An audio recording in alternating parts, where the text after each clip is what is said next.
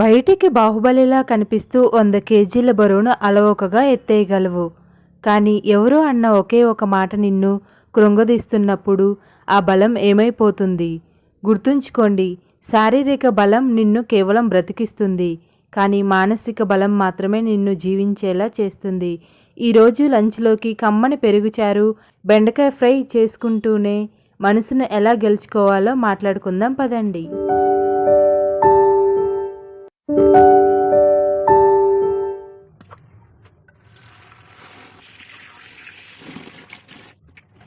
మనకి జ్వరం వస్తే టాబ్లెట్ వేసుకుంటాం, దెబ్బ తగిలితే కట్టుకుంటాం. అది అందరికీ కనిపిస్తుంది. కానీ మనసుకు తగిలే గాయం ఎవరికీ కనిపించదు. అది నిశ్శబ్దంగా నిన్ను లోపలే తినేస్తుంది. శారీరక బలం ఉన్నవాడు యుద్ధంలో ఒక్కడిని ఓడించగలడేమో కానీ మానసిక బలం ఉన్నవాడు తనలోని భయాన్ని, అసూయని, నిరాశని ఓడించి లోకాన్నే జయించగలడు.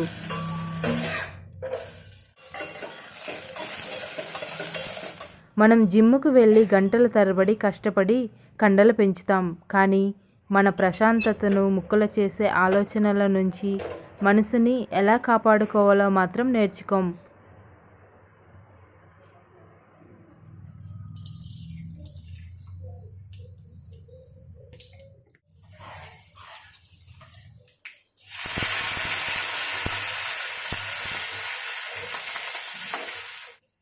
వర్కౌట్ చేసి మన కండరాలు అలసిపోతే విశ్రాంతి తీసుకుంటే సరిపోతుంది.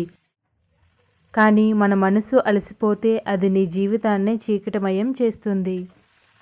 అసలైన బలం అంటే జిమ్ములో ఎత్తే బరువులు కాదు, జీవితం విసిరే సవాళ్లను చిరునవ్వుతో స్వీకరించడం. పగబట్టడం అంటే ఎదుటివారి నాశనాన్ని కోరుకోవడం కాదు, ఆ పరిస్థితుల్లో నీకు జరిగిన అవమానాన్ని గుర్తుపెట్టుకొని మళ్ళీ అలాంటి పరిస్థితి రాకుండా నిలబడటం.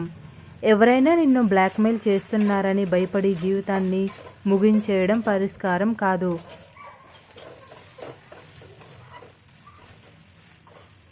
సంక్షోభంలో ఉన్నప్పుడు నిలకడగా ఉండటం, కష్టాల్లో ఉన్నప్పుడు కూడా పక్కవాడికి ధైర్యం చెప్పడం, ఇవే ఒక మనిషిని నిజమైన బలవంతుడిని చేస్తాయి.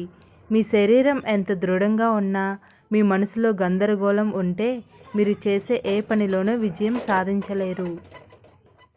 మిత్రులారా, నీ శరీరం నీకు ఒక వాహనం లాంటిదైతే నీ మనసు దానికి డ్రైవర్ లాంటిది. వాహనం ఎంత కాస్ట్లీదైనా డ్రైవర్ సరిగ్గా లేకపోతే ప్రమాదం తప్పదు.